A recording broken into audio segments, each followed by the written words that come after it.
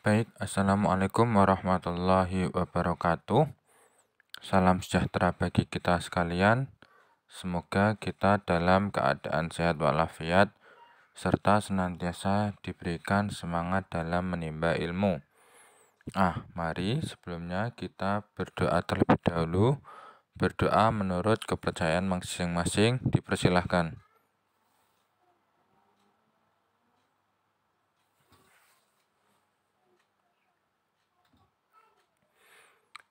Baik, berdoa selesai.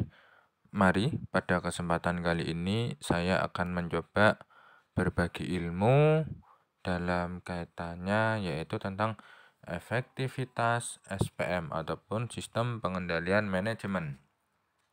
Mari, di awal ini saya mencoba memberikan ilustrasi bahwasannya dulu Tembalang itu relatif sepi. Relatif tidak seramai sekarang maksudnya. Dalam artian ya kalau ini sedang Covid memang tetap sepi ya, tapi ketika nuansa normal ditambah lagi dengan adanya perpindahan kampus, apalagi kampus negeri yaitu Universitas Diponegoro yang awal mula berpusat di Peleburan, kini dibagi salah satunya di Tembalang, bahkan porsi di Tembalang itu lebih besar. Maka setelah adanya Undi pindah di kawasan Tembalang menjadi kawasan yang sangat produktivitas. Kita mau cari apa sih? Cari kos-kosan? Banyak. Mau cari warung makan? Wah, menjamur. Mau cari fotokopian? Lebih dari itu lagi. Mau ini itu di sana sangat banyak. Sehingga apa? Itu disebabkan karena adanya perpindahan tadi dari Undip yang awal mulanya di Peleburan sekarang menjadi ada di Tembalang. Lah, sehingga SPM digunakan untuk mengawal setiap tindakan dan strategi yang akan digunakan dan telah digunakan dalam perusahaan atau organisasi agar tetap berada pada garis yang selaras dengan tujuan yang telah ditentukan oleh perusahaan ataupun organisasi. Kenapa ini perlu? Karena ya kita tahu sendiri persaingan tentunya pasti ada antara persaingan yang sehat ya, misalkan fotokopi Makmur dengan fotokopi Jaya sama-sama 200 rupiah per lembarnya misalkan, tapi pelayanan fotokopi Makmur lebih istimewa. Datang disapa, selamat datang, ada yang bisa dibantu misalkan. Sedangkan fotokopi Jaya orangnya tidak nyapa. Yes, pokoknya dari hal-hal seperti itulah.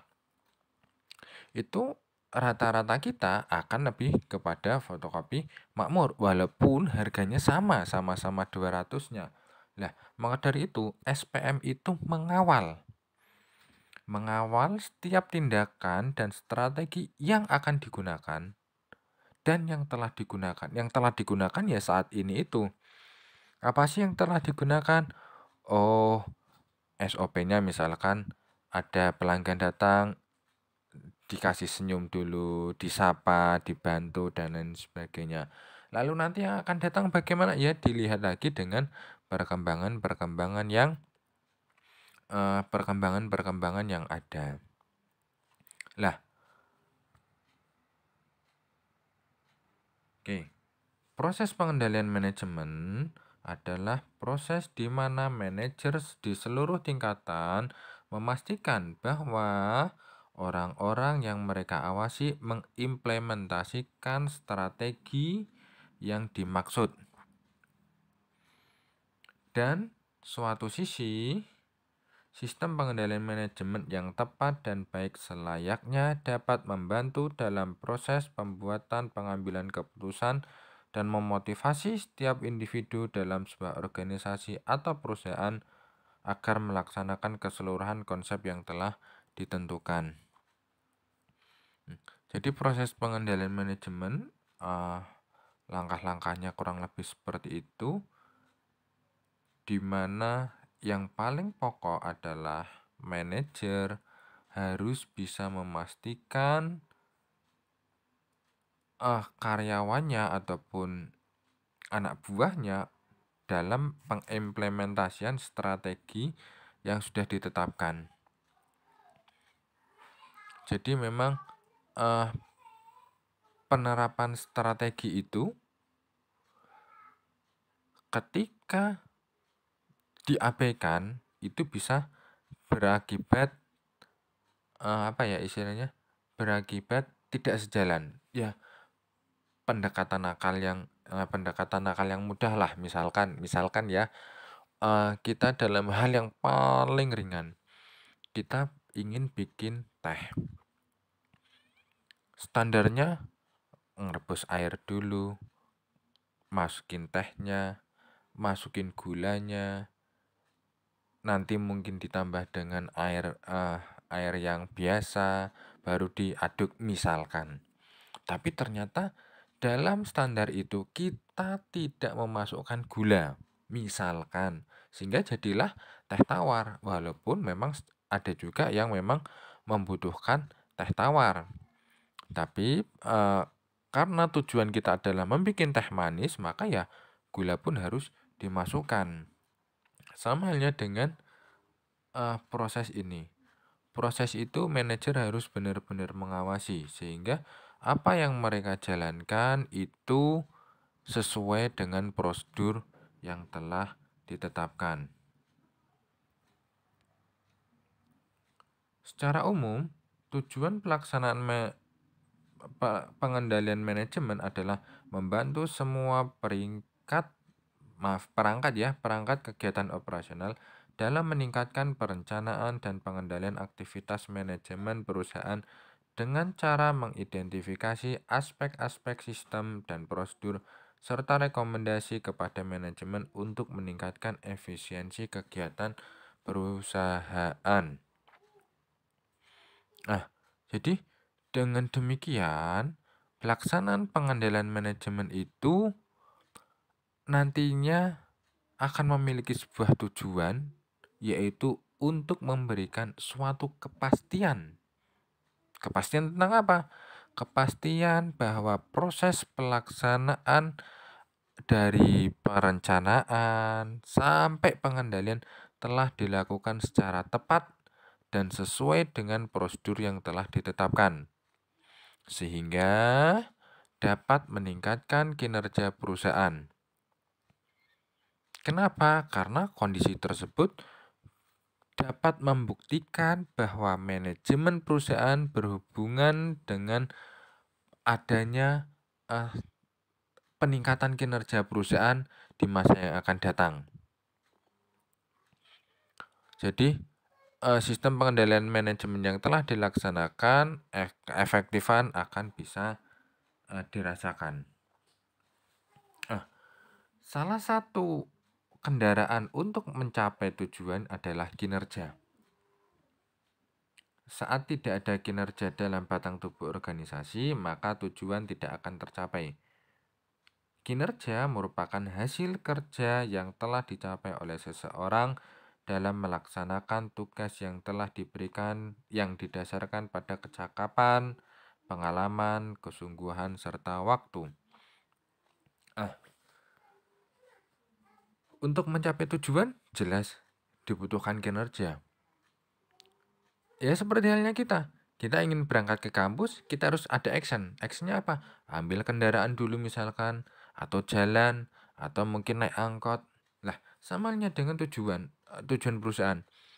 Tujuan ingin mendapatkan laba sekian juta, sekian ratus juta. Lah, bagaimana mewujudkannya?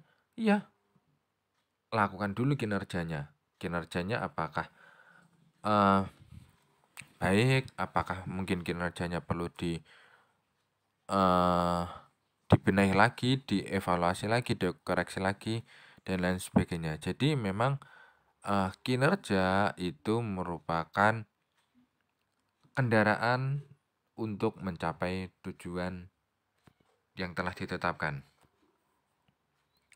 Lalu kita masuk kepada efektivitas. Efektivitas merupakan hubungan antara output dengan tujuan. Semakin besar kontribusi output terhadap pencapaian tujuan, maka semakin efektif organisasi, program, ataupun kegiatan. Adapun cara dalam mengukur efektivitas organisasi itu bukanlah hal yang sederhana. Tentunya bisa dilihat dari berbagai aspek, dari sudut pandang, mungkin dari elemen-elemen tertentu, dari instrumen-instrumen tertentu. Jadi tentunya setiap organisasi memiliki tingkat efektivitas yang telah ditentukan sendiri-sendiri. Lalu tujuan perancangan suatu SPM. Oke. Jadi di antaranya adalah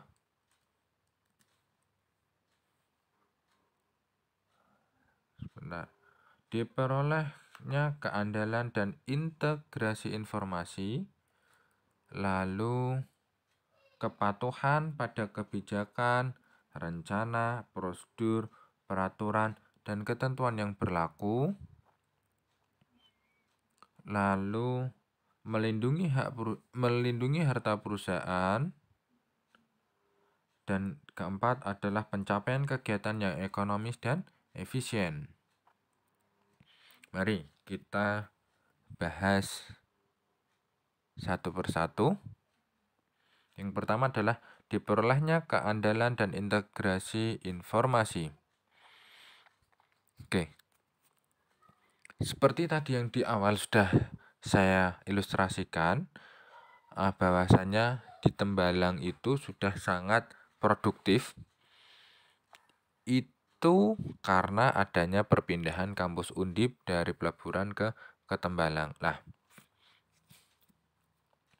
sekarang yang pertama adalah tentang diperolehnya keandalan dan integrasi informasi.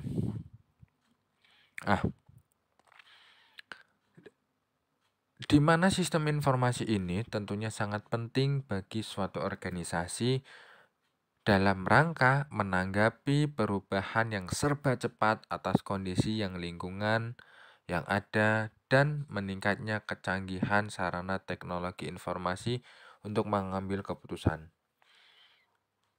Dilihat saja, walaupun hitungannya mungkin hitungan tahun, proses Undip itu berpindah dari Peleburan ke Tembalang, tapi dalam hal segitu pun juga termasuknya perubahan yang sangat cepat. Lalu yang kedua adalah kepatuhan kepada kebijakan, rencana, prosedur, peraturan, dan ketentuan yang berlaku. Nah, hal ini memungkinkan bagi suatu organisasi mencapai tujuannya, di mana kepatuhan terhadap hal-hal tersebut itu bisa dicapai melalui sistem pengendalian manajemen. Jika tidak mentaati, ya kegagalan bersiaplah di depan mata. Lalu selanjutnya yang ketiga adalah melindungi harta perusahaan. Nah, memang pada umumnya pengendalian itu dirancang dan diimplementasikan untuk melindungi aset organisasi. Contoh misalkan untuk komputer harus di-password, untuk pintu harus ditambah pagar misalkan. Lalu yang keempat adalah pencapaian kegiatan yang ekonomis dan efisien. Nah, prinsip ini diterapkan bagi manajemen organisasi untuk memperoleh hasil yang maksimal dengan masukan tertentu atau mencapai hasil tertentu dengan biaya yang minimal. Oke, lalu secara spesifik, manajemen perlu menguji sistem pengendalian manajemen guna menentukan seberapa baik pengendalian itu beroperasi, bagaimana pengendalian dapat ditingkatkan, dan pada tingkat mana pengendalian dapat membantu mengidentifikasi risiko-risiko utama atas adanya kecurangan, pemborosan, penyalahgunaan wewenang, dan salah pengolahan. Evaluasi pengelolaan sistem pengendalian manajemen merupakan usaha manajemen untuk memastikan tercapainya tujuan tersebut. Ya, jadi memang manajemen perlu menguji tentang keandalan SPM, ya tadi untuk mengetahui ya bagaimana teman-teman juga perlu diuji untuk mengetahui seberapa sih kira-kira batas ataupun pemahaman yang diserap oleh teman-teman. Sebagai penutup, saya berpesan, wahai anak-anakku, janganlah engkau kuliah sekedar untuk selembar kertas, baik itu ijazah ataupun transkrip, tapi buatlah bahagia keluargamu dengan namamu ketika nantinya disebut saat prosesi wisuda. Secara garis besar, orang tua, kakak, adik, ayah, ibu itu akan sangat bahagia ketika mereka memberikan kesempatan kepadamu untuk kuliah dan engkau pun bisa menyelesaikannya. Nah, semoga yang sedikit ini bisa bermanfaat. Saya mohon maaf atas segala kekurangan, atas segala kesalahan. Semoga kita bisa berjumpa di lain kesempatan dalam kondisi yang lebih baik. Juga mohon koreksi dari para pendengar, khususnya para pakar, para cendekiawan. Saya cukupkan dulu. Wassalamualaikum warahmatullahi wabarakatuh.